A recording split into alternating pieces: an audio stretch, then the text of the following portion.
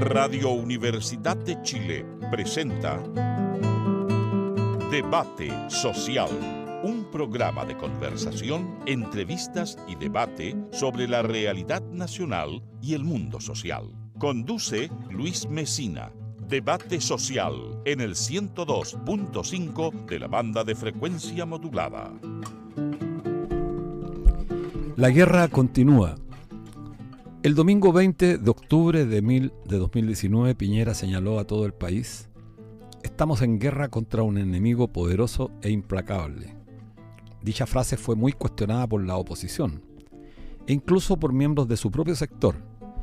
Sin embargo, la declaración que más llamó la atención fue la del general Javier Iturriaga, en ese entonces jefe de la Defensa Nacional y actualmente comandante en jefe del Ejército, que señaló, comillas, la verdad es que no estoy en guerra con nadie, cierre de comillas.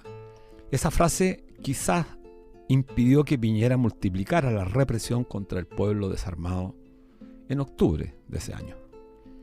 Las críticas que Piñera se ganó con esa frase fueron del momento. Detrás de ella se escondía un sentimiento que con el correr del tiempo develaría que es compartida por un sector minoritario, pero importante, pues son quienes concentran y controlan el poder político, económico y comunicacional en nuestro país. La revuelta de octubre fue espontánea en tanto no contaba con una dirección política, ni con una dirección social que condujese esa gigantesca movilización que se levantó a lo largo y ancho de nuestro país. Sin embargo, fue continuadora de la lucha que diversos movimientos sociales venían demandando hace más de una década, por pensiones, salud, educación, vivienda, agua y derechos para las mujeres.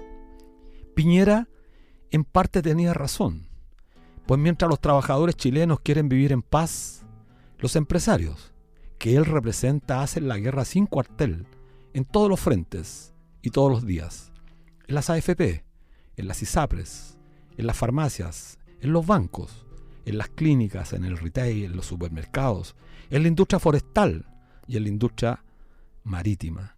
En todas las áreas de la economía y de la sociedad se estafa, se explota, se conculcan derechos. Es una guerra sin cuartel. La guerra en que se halla Chile no es una guerra convencional. Es una guerra sutil, pero violenta, porque al privar de derechos convierte a la libertad que ellos tanto pregonan en una simple quimera, haciendo prisioneros a los habitantes de un sistema profundamente desigual del cual pocas veces pueden escapar. Es una guerra permanente por apropiarse de la riqueza y por esa vía apropiarse del control social. En esa guerra hay quienes pagan un alto precio y son mayoritariamente los trabajadores y trabajadoras formales e informales. Marx señalaba en su obra más famosa, El Manifiesto Comunista, que la historia de todas las sociedades que ha habido hasta el presente es la historia de la lucha de clases. Lo fue en la antigüedad entre esclavistas y esclavos, en la Edad Media entre señores feudales y siervos de la gleba, y en la era moderna entre capitalistas y trabajadores. La lucha de clases no es un invento de Marx, es una constatación material de las relaciones económicas y sociales que distintos grupos sociales, en distintas etapas de la historia, han debido librar. ¿Y qué pasó entonces a 4 años de esos sucesos de octubre? Que la guerra declarada por Piñera logró sus objetivos: hacerle pagar caro el precio al pueblo por levantarse, no solo en costos en vidas humanas y en costos materiales, sino lo más trágico, para las mayorías ha significado una profundización de la precariedad material, incluso peor de lo que estaban antes de octubre, sin que las perspectivas para quienes hacen posible la riqueza de un país se muestren halagüeñas. Chile, a 50 años del fatídico golpe de Estado y a 4 años de la revuelta popular, se halla inmerso en una profunda disyuntiva. O logra zafarse de las amarras impuestas por quienes se hicieron del poder omnímodo en el país hace medio siglo y así avanza hacia la reconstrucción de un Estado más inclusivo y más justo, o permanece, quizás por cuánto tiempo más, sumido en la miseria material, espiritual y moral a la que nos han conducido la clase dominante en nuestro país. Eso sí, para avanzar hacia un cambio se requiere de mayores compromisos de quienes son la mayoría efectiva en nuestro país. Despertar esas conciencias es la tarea del presente.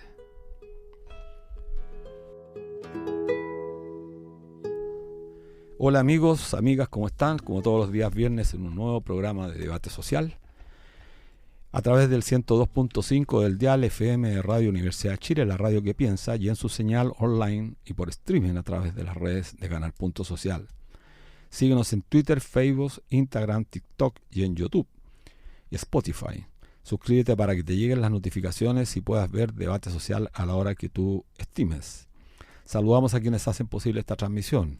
Bueno, Ana Muga ahora acompañándome en la dirección, en la conducción, Javier Márquez, difusión y redes, y a Patricio Núñez en los controles. Y además queremos aprovechar de mandarle un gran saludo a nuestra querida amiga Miriam Campuzano, que por razones de salud no ha podido estar presente en estos últimos programas. ¿Cómo estás, Ana? ¿Cómo te va? Hola, un gran saludo a nuestros auditores, a Miriam, que como tú dices está un poco complicadita, pero ya va a estar de vuelta y con todas las energías que ella derrocha, así que un gran saludo acá a Miriam. Bueno, tu introducción, tu editorial estaba muy sumergida parecía estar escuchando todo lo que pasaba antes del 18 de octubre del 2019. Es lo mismo, digamos. O sea, esta semana que se cumplieron 4 años de este estallido, hemos estado dándole vuelta, nos ha retrotraído, digamos, a ese episodio, a lo que se trabajó, porque hemos estado permanentemente, o sea, las demandas sociales siguen estando presentes y agudizadas, porque todo lo que tú planteabas, digamos, hace 50 años se instaló a sangre y fuego medidas económicas que mantienen el actual estado de situación. Así es. Así que estamos con las ISAPRES, esas están en la noticia permanente con el perdonazo de las ISAPRES. Estamos con las AFP haciendo con los mismos problemas, o sea, mantenemos los mismos problemas de hace 4 años. Claro que sí. Bueno, en el tema de la salud, a propósito que tocaste el tema de la ISAPRES, comunicarle a nuestros auditores que la semana pasada hicimos un emplazamiento para tener hoy día presente al senador Castro. Bueno, le hicimos llegar la invitación, el senador Castro nos respondió, iba a estar presente hoy día aquí con nosotros. Bueno, por razones de fuerza mayor, no va a estar presente hoy día. Iba a estar por teléfono, pero iba a estar por teléfono, claro, desde Rancagua. Él respondió a nuestra invitación. Bueno, lo dejaremos para una oportunidad posterior porque ese es un tema relevante que hay que, de todas formas, abordarlo, discutirlo, sincerar las posiciones que hay detrás de este gran perdonazo que se fragua a ojos de toda la ciudadanía en el Congreso y con esa comisión de expertos que sería relevante poder conversarla con él. Pero volvamos al tema que estabas planteando, bueno, y que partimos en la introducción. En la historia la escriben los que ganan. Una frase memorable. Vamos a tener un gran invitado acá, a Baradí, Jorge Baradí, ha escrito mucho sobre historia, pero la historia la escriben los que ganan. Y los que están escribiendo hoy día la historia a través de los medios de comunicación, permanentemente en la televisión y en los medios escritos, que no son tan leídos, pero sí en las radios, son justamente quienes tienen el poder. Bueno, esta es una excepción, Radio Universidad de Chile, la radio que piensa. Y la historia la escriben deformándola. Así como lo que estamos viendo, lo que ocurre hoy día en Palestina, con este tremendo genocidio que se está provocando, con esta limpieza étnica que está llevando adelante el gobierno de Israel, que es bastante grave. Pero lo que está pasando en Chile es gravísimo, porque después de 4 años, lo que se intenta instalar con la complicidad de muchos, como cuando se conmemoraron los 40 años, Piñera denunció a los cómplices pasivos. Bueno, ahora hay cómplices pasivos para el otro lado. Qué increíble que cuando Ricardo Lagos, bueno, al primero que le tocó enfrentar una conmemoración de 10 años fue a Patricio Aylwin, después Ricardo Lagos, Piñera y ahora con Boric. Y parece, hay que decirlo, este ha sido el peor de todos, la peor conmemoración. O sea, fuimos dando pequeños pasos, insuficientes, por cierto, que el pueblo cuestionaba, particularmente la izquierda cuestionaba cuando estuvo Lagos, después estuvo Piñera fue más audaz, habló de los cómplices pasivos, denunció a sus propios aliados, pero uno esperaba mucho más en este aniversario número 50, medio siglo, y este fue lo peor de lo peor. O sea, hoy día sacaron las garras y prácticamente la izquierda, que fue la que sufrió las consecuencias del golpe militar, así como los sindicalistas, como los organizaciones de los derechos humanos, prácticamente se nos pedía que pidiéramos perdón nosotros. Nosotros éramos los responsables del golpe de Estado y no la derecha. O sea, conminaban a asumir la responsabilidad frente al golpe de Estado, digamos. Pero volviendo al tema de que la historia la hacen los que ganan, ahora también, o sea, el tema del poder de los medios de comunicación siempre está rondando, y eso insta a los auditores también a que estén atentos, a cuestionarlo todo, digamos, porque cuando te están diciendo algo, piensa cuál es la intencionalidad que hay detrás. Porque, por ejemplo, empezaron con el tema de que Piñera, en unas declaraciones aparentemente inofensivas, señaló que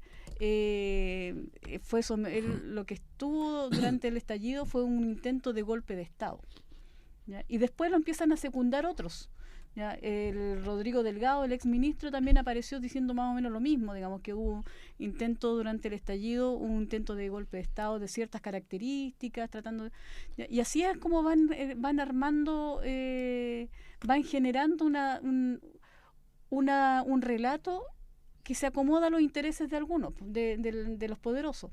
Y eso, por eso es importante estar cuestionando. O sea, Kast por algo tiene tanta confianza que en un mes da vuelta toda la oposición por el poder de los medios de comunicación y de la publicidad. Y es lamentable porque esto tiene consecuencias trágicas, lo estamos viviendo en nuestra propia región.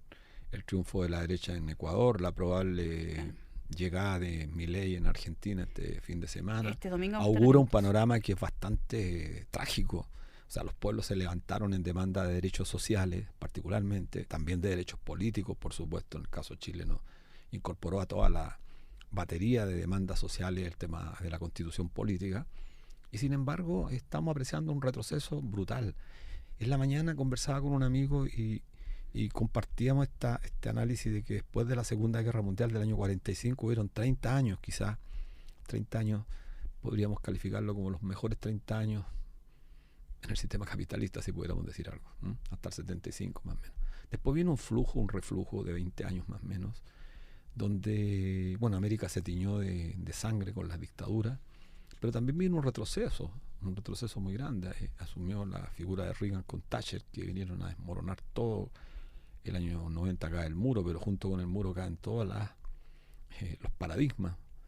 Se desaparece la Unión Soviética. Entonces hay una crisis moral también muy grande, y hay una arremetida en los últimos 25 años, yo diría, sin cuartel por parte del capitalismo, que está generando condiciones muy graves, que es un poco la guerra, el desarrollo de las fuerzas destructivas, la guerra, el narcotráfico, y lo estamos apreciando en todos los países del mundo, con consecuencias que son absolutamente preocupantes para la existencia de la especie humana, para la existencia del ecosistema. Entonces, el desafío que tenemos los hombres y mujeres de esta patria, pero los hombres y mujeres del planeta, es un desafío de carácter moral.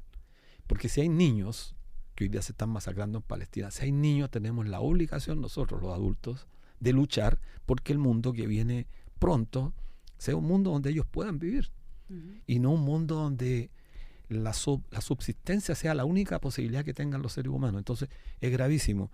Ya lo dijo Rosa Luxemburgo, si el capitalismo seguía en estas condiciones, lo más probable era la barbarie, y eso se está comprobando cada vez que vemos esta destrucción de los hospitales, estos bombardeos sin respeto. Sí, pero, o sea, claro, para poner atención, porque de repente empiezas con que apoya o no apoya,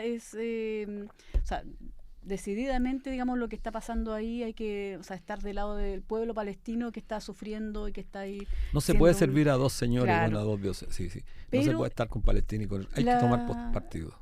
Pero está el capital detrás de todo, detrás de los responsables de todo este asunto del capital, el capital detrás las monarquías árabes que siempre la derecha que se fortaleció en el último periodo en todo el mundo, y eso producto del capitalismo que está agudizándose, la crisis del capitalismo que está ahí. Exacto, pero el capitalismo también tuvo crisis, la pre-guerra mundial, tanto en la primera como en la segunda, se logró rearmar, recuperar.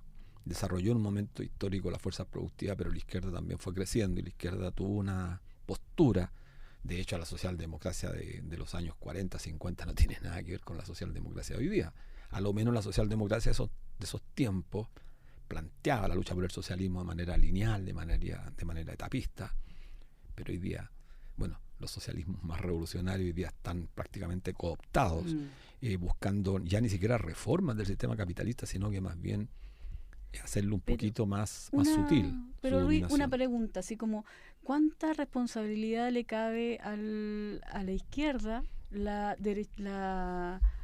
derechización, o sea, la ultraderechización que existe hoy día en todo el mundo? A las distintas izquierdas, porque por algo pasan estas cosas. Entonces, bueno, también se habla de progresismo y se confunde progresismo con izquierda. Así que, bueno, ahí hay una discusión porque hay que tener algo que proponer. Sí, bueno, eso es importante. Tenemos que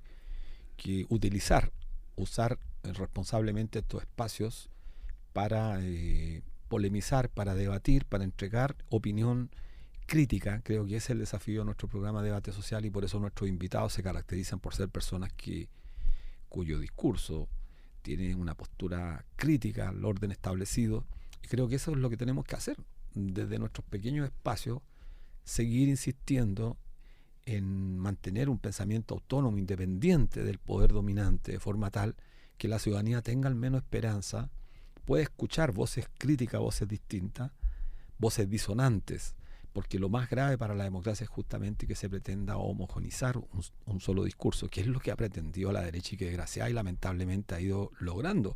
Esta idea del consenso instalado a principios de los 90, bajo el gobierno de Patricio Aylwin, caló hondo. Ya no, la democracia suponía debatir, discutir, y cuando no había acuerdo, bueno, se votaba. Esa era la democracia. Pero se buscó el consenso, es decir, todos tenemos que estar de acuerdo. Eso es la negación. Es la negación más, que cuando tú estás de acuerdo, brutal, claro, contra la libertad de más del individuo. Claro, el que tiene más fuerza es el que evidente. Entonces el capital, impone. Como pone la música, se decía coloquialmente, pone la música, pone todo. Y es lamentable porque bueno, así están las cosas. Así. Bueno, nos vamos a un corte musical. Sí, antes solamente, a nuestro invitado, solamente antes señalar que hay muchas huelgas en nuestro país. Los trabajadores, las trabajadoras siguen peleando en nuestro país.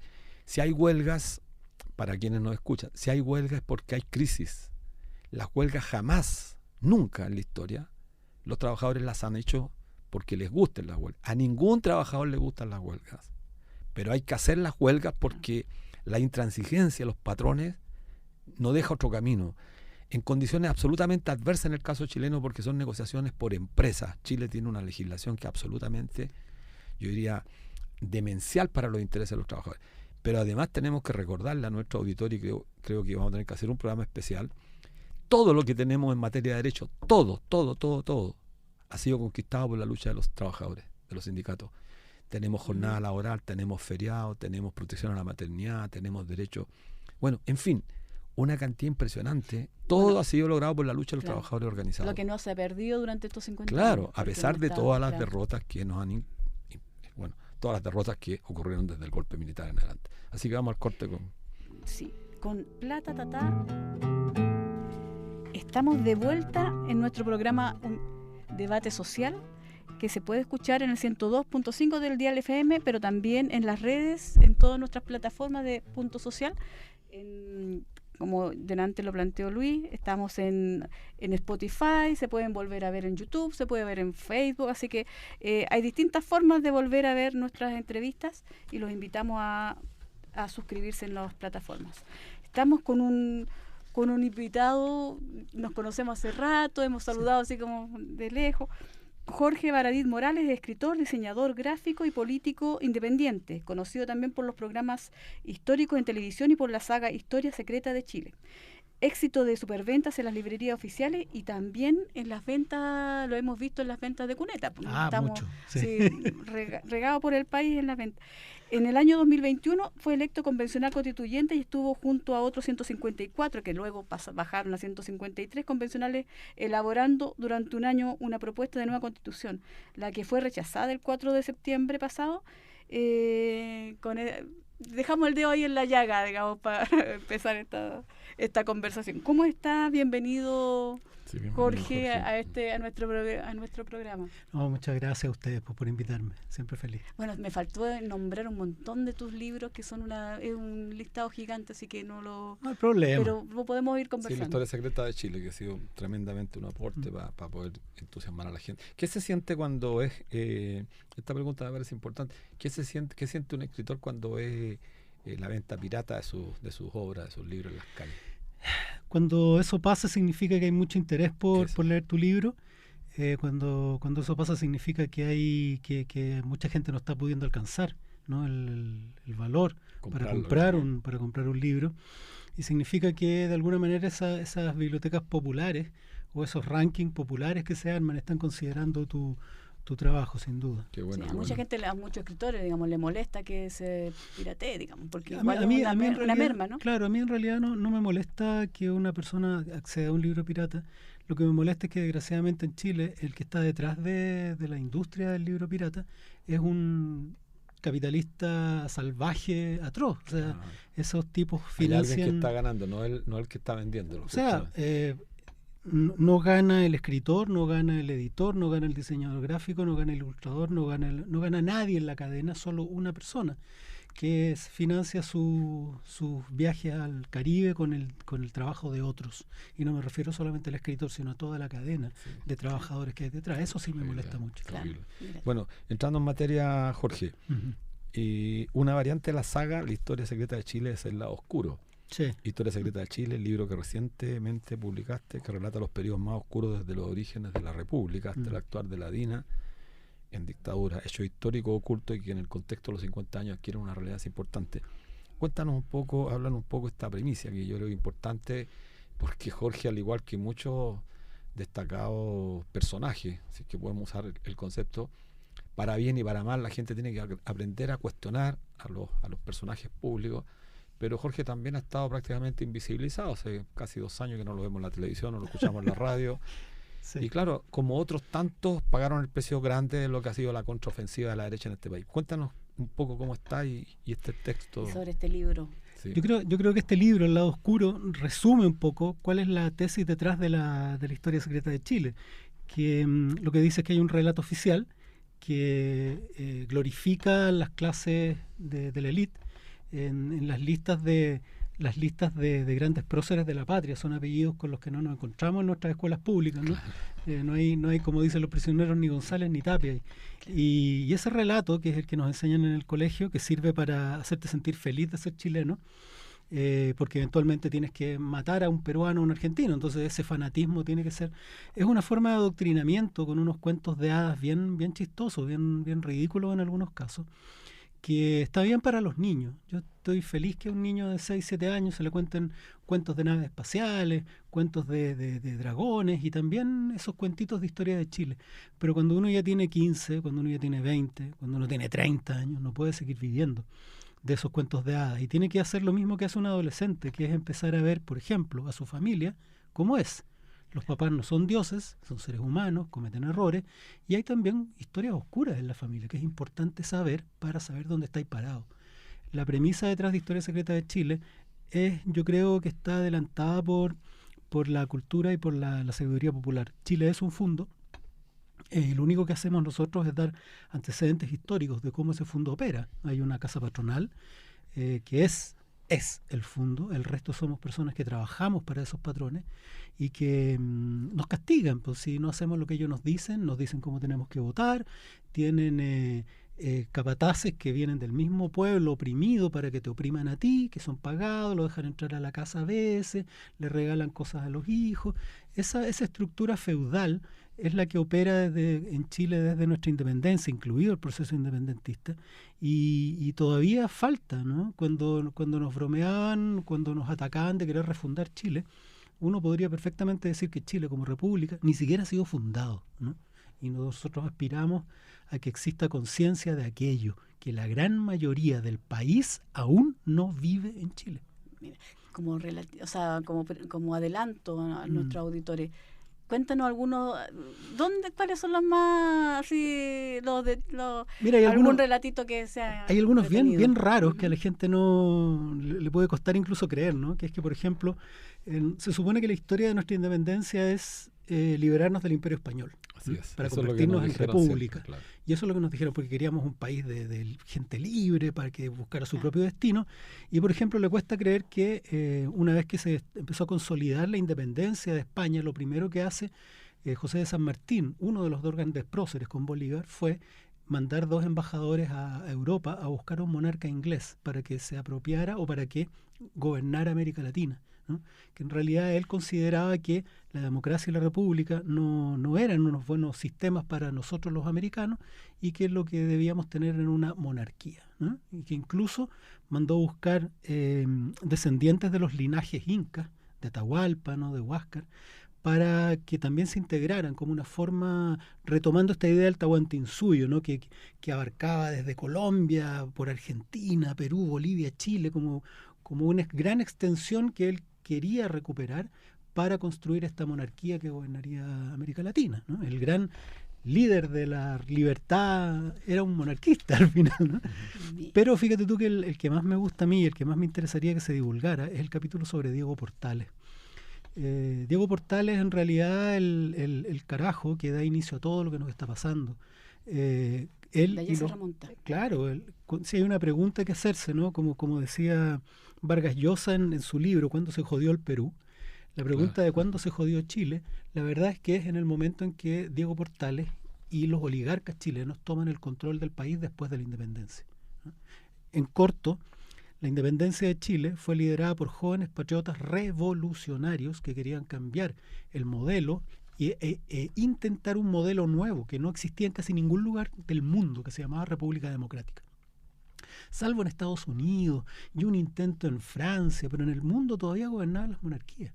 Y ellos querían instalar este gobierno revolucionario, liberal, donde todos tuvieran derecho a voto. Y la oligarquía chilena, sí, denle, vamos, juguemos. Y cuando estos se organizaron para crear un gobierno efectivamente liberal con la constitución ya de 1928, a la oligarquía no le gustó y lo que hizo fue dar un golpe de Estado, eliminar literalmente a lo que quedaba de los jóvenes patriotas, que eran todos menores de 40 años, eran treintones, veintitantos añeros. Los exilió, los relegó, los fusiló y tomó el control. Y reinstaló la colonia, con ellos a la cabeza. La única diferencia es que ahora esta colonia no estaba en contacto con España. En ese momento, Chile se convierte en lo que lo conocemos hasta hoy. Otro fundo más colonial feudal. Sí, tiene una larga data. Muy interesante lo que estás planteando. Y importante que nuestros auditores, claro, polemicen, comiencen a leer, porque lo importante es la lectura, justamente justamente cuando se trata de historia, te circunscribe en un momento, en un contexto, te obliga a pensar en ese momento y imaginártelo. Te hace pensar, una lectura siempre lo importante que tiene, que te hace pensar. Yo quiero pasar a otro punto, bueno, sí, es la misma lógica, eso sí. El 2020, con el estallido en pleno desarrollo, tú publicaste el libro La Rebelión, donde relatas los hechos que iban ocurriendo de primera mano, las asambleas barriales, cabildos, marchas, todos nuestros auditores que se acuerden de eso, que fue hace un segundo en la historia, hace poco tuvimos eso, miles de personas participando. Me acuerdo que nos encontramos una vez en el Parque Ramón Cruz, ¿te acuerdas? Exacto. Miles de personas en el parque, 2.000 personas discutiendo. Bueno, en una entrevista de esa época decías que lo que existe en la calle es un proyecto de país, se está construyendo. A 4 años del estallido, de esa reflexión importante que hiciste, que creo la compartíamos todos, estábamos buscando veíamos algo. Ahí cómo surgía. ¿Cuáles son tus sentimientos, Jorge, con relación al Chile que hoy tenemos? Es un poco distinto, ¿no? Estábamos acostumbrados desde el voto voluntario, que al principio fue voto obligatorio pero con inscripción voluntaria, ¿no? Entonces en el fondo era igual, un voto voluntario.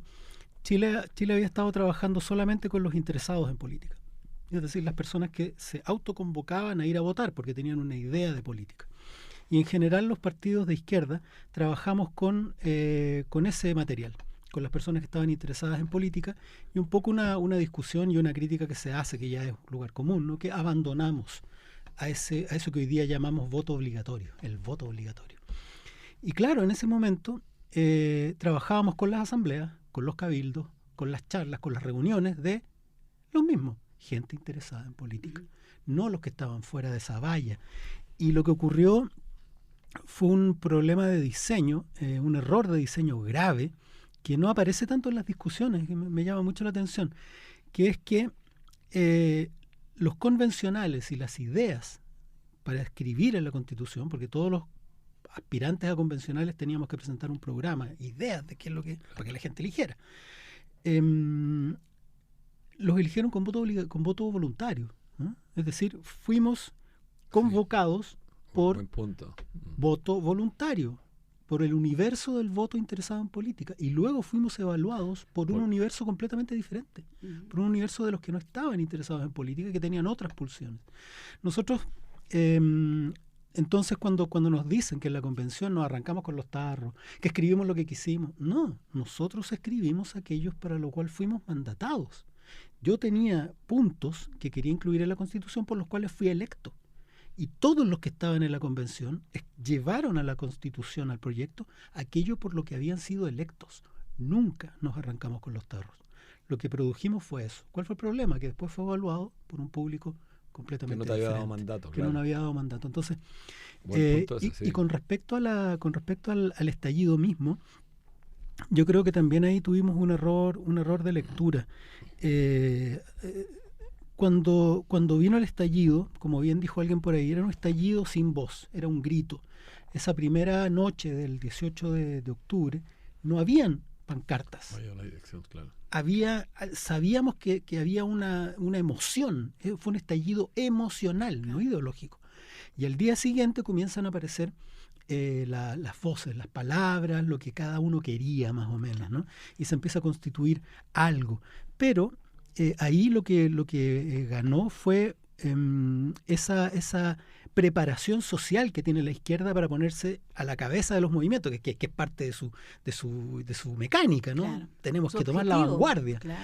Y claro, su razón de nosotros estábamos preparados para darle voz, pero no nos preguntamos si esa era la voz de todos. Y al concluir el proceso, yo tengo una conclusión bastante amarga al respecto.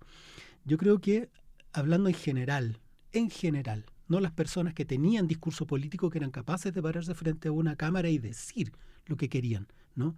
Gente con discurso político, no, la mayoría no lo tiene, es un pueblo despolitizado. Yo tengo la amarga conclusión de que esa gente no salió a buscar un país mejor para todos y todas, sino que salió a buscar una mejor repartija de la torta, del modelo, ¿no? Es decir, fue una queja fue una reunión de emergencia de accionistas. El estallido social, en general estoy diciéndolo, ¿no? Por supuesto que había un grupo, ¿no? Salieron a ver, ¿qué me toca a mí? ¿No? Mi solución, mi problema y mi necesidad. ¿Producto de qué? De un país despolitizado y profundamente percolado por las ideas neoliberales e individualistas. Entonces, cuando vieron este proyecto, esta constitución, lo que ellos vieron fue no solamente su solución, sino un montón de otras que le hacían ruido. No eran capaces de entender, de pensar, no fueron capaces de pensar en general en un gran país para todos y todos, sino que a mí en la calle me preguntaban, ¿y por qué están metiendo a los indios? ¿Y por qué tienen que ver los maricones? ¿Y por qué me están...? O sea, prefirieron ver lo que no les gustaba de la Constitución y por qué estaban incluyendo a otras personas cuando lo que ellos decían era lo correcto, lo que yo quiero, mejor salud, o lo que yo quiero, que me den agua en Petorca, o lo que yo quiero. No se produjo esa cohesión en torno a un proyecto común, sino que lo que la gente quería era solución a sus problemas individuales. Claro. Pero bueno, ahí en general, me voy por supuesto, a salir del libreto porque igual me interesó un poco, porque claro, en ese momento estábamos tan... pensábamos que los cambios venían y lo que se estaba tejiendo era eso, digamos, cambios reales en favor de las mayorías. Pero los derechos sociales no fueron no fueron visibilizados tan fuertemente porque venían contenidos en la Constitución. O sea, en la Constitución contenía mejora en salud, mejora en educación, mejora en pensiones, o sea, había, pero no era eso lo que se difundía. De hecho, me acuerdo de las propagandas obligatoria por la televisión. Lo que más salía eran Cuestión identitaria, con lo que decías tú. Claro, y finalmente la gente decía, bueno, entonces, o sea, le creía entonces la propaganda que te machacaban acá por los medios de comunicación de que esto iba a ser división, dos tipos de justicia. Sí. Es que esto también tiene que ver, esto tiene que ver con no conocer de nuevo a ese Chile al que le estábamos hablando. Nosotros le estábamos hablando a los convencidos. Nosotros le estábamos hablando al pueblo político, ¿no? Y cuando uno decía un país más igualitario para todos y todas, y pues sí, el problema es que ese voto obligatorio quiere que le hablen a él. Y eso lo entendió muy bien ya hace 20, 25 años Lavín. Cuando el cosismo de Lavín, del que todos nos reíamos, hoy día es una realidad absoluta. Yo te juro que la gente de este país, y lo digo en general, el voto obligatorio, con todo el dolor y la amargura en mi corazón, es capaz de votar a favor de una constitución si le bajan la luz. Si le pagan la cuenta de la luz, es capaz de votar cualquier cosa. Porque es un país además que está llevado al límite de la sobrevivencia, porque esto tampoco tiene que ver con acusarlo, sino que... Y la sobrevivencia tiene que ver con el hoy, con el aquí, con el ahora, no con un proyecto a largo plazo, no, aquí y ahora. Eso es gente que le cuesta llegar a fin de mes. Es un sector abandonado. Abandonado por todos y todas. Que, claro, no, la gente que, lo que tú dices, o sea, los que nos interesa la política, tampoco vemos. No lo vemos porque nosotros convocamos. Hace tiempo que se perdió esa lógica de salir a buscar, sino que se convoca. Esa es la palabra que se utiliza. Y no, pues esto se trata de salir a buscarlos. ¿Y qué es lo que hizo la UDI en los 90? ¿Y qué es lo que hizo la ultraderecha en la última década? Fue salir a buscarlos. Y les habló directamente. Y lo que la gente les decía no era, quiero una socialdemocracia de tales características. Les decía, yo no quiero pagar más contribuciones, no quiero que me corten la luz, quiero cosas. Claro. Es un pueblo y eso se traduce en un Estado subsidiario que por supuesto, claro. Entonces esto, para cerrar, lo que este país despolitizado, que no tiene una idea de sociedad, quiere, son soluciones inmediatas a sus problemas básicos, ¿no? Y por eso que es un país que le cuesta la discusión constitucional, que es efectivamente todo lo contrario. No es un problema individual inmediato, sino que es un problema colectivo y a largo plazo. Yo estoy totalmente de acuerdo con eso y me parece muy importante que has colocado un tema que no lo abordábamos. Mira, me parece tan obvio y sin embargo no lo habíamos visto. El tema que fuiste mandatado por un universo pequeño que está obligado a mandatarte, claro. Y sin embargo el balance final de tu gestión la hizo un público que no había jugado el mandato. Entonces, un universo distinto. Claro, esto y parece coherente analizar más profundamente este tema de a quién le habla la izquierda, claro, a qué sector le habla. Hablamos a los convencidos, probablemente. Es interesante lo que plantea.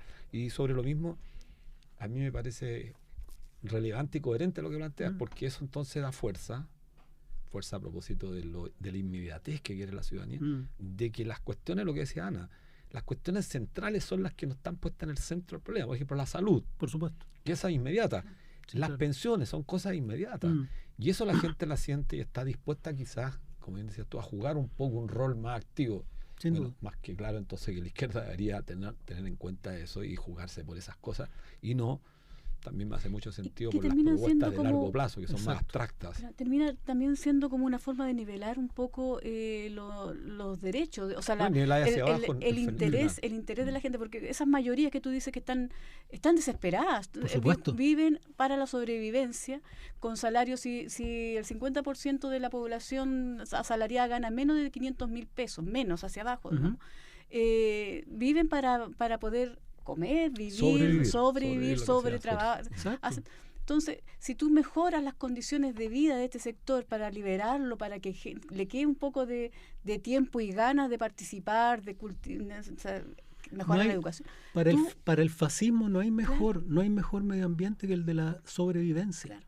El de la sobrevivencia, porque eso hace que tú pienses en corto plazo, hace que achiques tu rango de acción política a tu familia, hace que tú desconfíes del vecino, que no te organices, porque el pensamiento fascista, cuando se dice, oye, qué raro que vuelva, si nosotros pensamos que lo habíamos superado en la década del 40, el pensamiento fascista no es un movimiento político propiamente tal, sino que es una pulsión subcivilizatoria, ¿no? Es cuando tú bajas, te vuelves, cuando tú bajas en tu nivel de sobrevivencia, cuando te ves acosado, bajas a un nivel subcortical, o sea, por debajo de la corteza cerebral, y empiezas a pensar en supervivencia, en egoísmo, en matar al que te puede amenazar, en pensamientos tribales, te achicas, te disminuyes y empiezas a pensar en términos de ¿a quién hay que matar para comer? Porque mi hijo y yo, y al ¿Quién final... es que me está quitando el trabajo? Entonces, ¿Quién me está quitando la luz? Entonces la inseguridad, la sobrevivencia y los estados limítrofes son... O sea, esto es curiosamente al revés. Para alcanzar estadios superiores de civilización, primero tenemos que tener a todo el mundo con la guata llena, para empezar a pensar en de qué manera mejoramos esto y alcanzamos otros estadios superiores civilizatorios, sociales, impuestos. Mantener al pueblo en un estado de angustia, desesperación, promueve este tipo de pensamientos individualistas y no al revés. Sí. Bueno, eso es importante porque esta es una tesis que se viene discutiendo hace muchos años, porque algunos creían que en la medida que los regímenes políticos acrecentaban la desigualdad, exacto, la agudización de las contradicciones, estaba más fácil las condiciones para pasar hacia el poder. Falso, y era una falsa absoluta. Pero eso tenía que ver con, primero, una politización de entregarles una salida, porque los aprieta, pero les das una salida. Este modelo, compañero. Entonces los aprieta y salen por ese modelo, pero si no tienen por dónde, optan por ellos mismos. Hay un tema, Jorge, que me parece, bueno, has dicho varias cosas novedosas que son importantes, digamos, para el debate a nuestros auditores. ¿Qué piensas antes de preguntarte después, yo creo, cuál es tu imaginario para la salida? Porque tenemos un diagnóstico. Vamos por partes. Sí, yo te iba a preguntar algo, pero te anticipaste que es muy... Pero, ¿qué piensas de la conmemoración de los 50 años, medio siglo? ¿Puede jugar un rol en este tema de la conciencia, de la instalación de nuevos planteamientos para que la gente piense? La conmemoración, ¿cómo la vistes tú? ¿Qué faltó? ¿Qué se hizo? ¿Qué no se hizo? A ver, yo creo que primero se dio un paso en falso que se más o menos se reordenó, ¿no? Ese primer paso en falso fue preparar el camino con un par de ministros de Cultura que dijeron que, bueno, el golpe era un punto de vista, ¿no? Que había distintas formas de verlo, de Aguirre y la ministra anterior, y con un Patricio Fernández que también sale a decir, bueno, el gobierno no se tiene que hacer cargo del golpe, sino que de lo que vino después. Y todo esto iba en camino claramente a conseguir la gran foto que todo presidente de Chile sueña, el sueño mojado de todos los presidentes desde Elwin, que es el fin de la transición, cuando ya la izquierda y derecha se dan la mano, la foto en la misa en Uruguay. Eso es lo que querían acá. ¿Y a qué acuerdo habían llegado? Oye, condenemos los dos el golpe, no condenemos el golpe, pero sí estamos dispuestos, la derecha, a condenar las violaciones a los derechos humanos, que fueron sus primeras señales. Sí. Cuando ellos dijeron, condenamos esto y dejemos el golpe piola. Entonces decían, vamos a dejar fuera el golpe mismo y vamos a condenar estos Eran retrocesos respecto a lo que dijo Piñera, por ejemplo, en los 40 años cuando él dijo hay cómplices. Claro, era un retroceso. Pero lo bueno es que hay una reacción ciudadana y se reorientó el camino, por eso que siento yo que hubo tanto veneno en la reacción de la derecha, ¿no? Porque se le cayó su plan, su proyecto, ¿no? Su plan, y finalmente Gabriel Boric salió a decir que el golpe era que no era separable de las violaciones de los derechos humanos, o como se dice en el libro, ¿no? Sin DINA no hay neoliberalismo. No es posible separar un evento del otro. Y en ese sentido yo creo que yo no centraría en lo que hizo o no el gobierno la evaluación de estos 50 años. Yo lo haría a través de los múltiples aportes que se hicieron en otros estamentos. ¿Y qué es lo que nos deja este fin de septiembre, este cincuentenario? Nos deja que se sabe con documentos que el golpe fue preparado antes de asumir Allende, lo que exime de la evaluación el comportamiento o la conducta de la UP. Es decir, daba lo mismo si lo hacían bien o mal, claro, ¿no? Después, con documentos, la desestabilización planificada por empresas extranjeras, por el gobierno de Estados Unidos, la inoperancia también, la no intervención de la Unión Soviética, en la crisis económica que produjo el país, ¿no? Entonces, también ahí se pone en duda la responsabilidad de la Unidad Popular en el descalabro económico. Después, en la participación de civiles directamente utilizando a las Fuerzas Armadas, no al revés, como agentes del golpe militar. Y con posterioridad, la la sentencia que hace Matamala de Pinochet como un ladrón, traidor, asesino, corrupto, ¿no? Entonces, ¿qué es lo que queda? Claro. Frente a eso, que el golpe fue planificado antes, que la debacle económica fue producto de presión extranjera, que el golpe militar estaba planificado por civiles y empresarios, que lo de posterior no tiene nombre, todo eso respaldado por pruebas, documentos, fallos judiciales, archivos extranjeros, nacionales, todos objetivos y no cuestionables, o sea, datos. Claro. ¿Frente a qué? ¿Dónde están las pruebas del Plan Z? ¿Dónde están las pruebas de los 30.000 cubanos que se supone que iban a iniciar la guerra? ¿Dónde están las pruebas de un armamento para levantar? O sea, esto, ¿cómo se termina? Con lo que ya sabíamos, solo que con pruebas y con los argumentos de la derecha absolutamente fuera de la pero discusión. Jorge, te has dicho cosas muy, muy relevantes, pero no sientes tú, y ahí quizás pueden haber matices, que la izquierda chilena ha sido absolutamente timorata, porque con todo este arsenal gigantesco de antecedentes que emanan incluso de los Estados Unidos, se podría haber demolido todo este discurso que durante 50 años la derecha ha intentado instalar en este país. Pero la izquierda guardó silencio, no utilizó eso, entonces hay también un rol, y ahí tengo el matiz claro. Sí, lo que pasa es que la responsabilidad de los partidos políticos también. Yo estoy completamente de acuerdo. Lo único que puedo decir es que todo aquello que se decía de la política es absolutamente cierto, ¿no? Que la política negocia. Es parte de su acervo, y es lo que hace y es lo que tiene que hacer en realidad. Y hoy día la política estaba en un plan o con una capacidad de negociación en el suelo, ¿no? por distintas razones que podemos conversar, y no pudo, no lo hizo, no tuvo la fuerza, la valentía, como queramos decirlo, de condenar y darle un hachazo definitivo a esta situación. Claro. Y uno puede ser condescendiente o no. Yo digo, desde mi lado, de mi angelito condescendiente, digo, no estaban en condiciones de decir nada y le habría importado un carajo a nadie también, ¿no? Como primera cosa. Y por otro lado, decir, sí, podrían haber salido con valor, fuerza, valentía, a condenar. Claro, quizás no tienen la expertise para poder ganar perdiendo, digamos, como porque finalmente si tú instalas tus posturas, ya aunque te pierdas, digamos, igual ya instalaste y ya para adelante te paras de otra manera. Sí. Ya, en cambio ahí hubo como un poco de debilidad que quedó totalmente clara. Yo quiero, antes de, porque nos queda ya 2 minutos, creo, ¿sí? Así rápidamente, ¿cuál es tu visión? Porque antes de la entrevista estábamos hablando de que la historia la escriben los vencedores. Siempre ha sido así. ¿Cómo tú imaginas, digamos, son 2 preguntas en una, ¿cómo te imaginas que va a ser escrito este periodo, estos 3-4 años, digamos, de estallido? A mí lo primero... Y la complemento con un pronóstico para el 17 de diciembre. ¡Uf! ¡Qué terrible! Mira, yo lo primero que me gustaría decirle a la audiencia es que si bien todos los convencionales salimos derrotados, perdidos, destruidos, calumniados, injuriados, perseguidos, ni hablar del trabajo atroz que están haciendo o que siguen haciendo en contra de Elisa Loncón, por ejemplo, que es brutal. Yo le quiero decir a la gente que primero así opera la derecha siempre. No solo quieren derrotar al adversario, si lo pueden calumniar, injuriar, convertir en polvo, enterrar y ojalá ir a tirarlo al mar, lo hacen, ¿no? Como primera cosa, así que no es nada nuevo.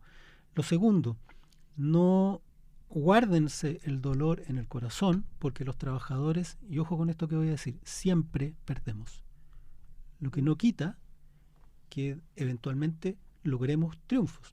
Pero cuando uno mira la historia, los procesos en los que se han visto involucrados trabajadores o autoridades representando realmente proyectos de trabajadores no pasan de los 3 años. El proyecto de la Constitución de 1828 hasta la instalación del gobierno restaurador casi Pinochet, de José Joaquín Prieto, Portales, tomó 3 años. Cuando Balmaceda logra reunir a los liberales para el proyecto realmente democrático de su gobierno, pasan 3 años hasta que se le levantan y se tiene que suicidar.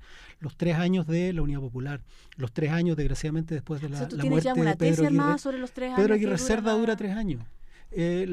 Ahí no hay levantamiento, pero muerte natural. Claro. hay un levantamiento, son los 3 años de la Unidad Popular, y del 2019 al 2022 también hay 3 años. Parece que ese es el arco que nos alcanza para pelear por lo que es nuestro. Ahora, una última cosa, perdón. Sí. Aunque perdamos siempre, este trabajo colectivo. Nosotros ya nos quemamos, que vengan otros, porque esto es empujar 4 pasos y retroceder 3, pero se avanza 1. No somos exitistas para querer ganar el oro, pero esto es colectivo, esto es generacional y tenemos que seguir peleando para adelante, no importa los que vayan cayendo. Bueno, la historia demuestra que también los trabajadores somos porfiados. Sí, no nos queda otra. Tú tienes mañana una presentación del libro acá en la Queleo Forestal. Así que para que lo inviten. Los espero a una conversa, una firma a las 5 de la tarde en la Queleo Forestal frente al monumento de la Fuente Alemana, no el restaurante. Claro, de lo oculto, lo peor. Claro, ahí escondiditos estamos y los esperamos mañana a las 5 de la tarde en Queleo Forestal a firmar el libro. No nos diste el pronóstico. Bueno, nos despedimos con Jorge Baradí. Bueno, muchas gracias por haber participado en nuestro programa y nos vemos el próximo viernes a las 16 horas. El viernes es feriado, así que vamos a dejarlo descansar. Subsiguiente. Así que un saludo a todos nuestros auditores. Muchas gracias, Jorge. Gracias.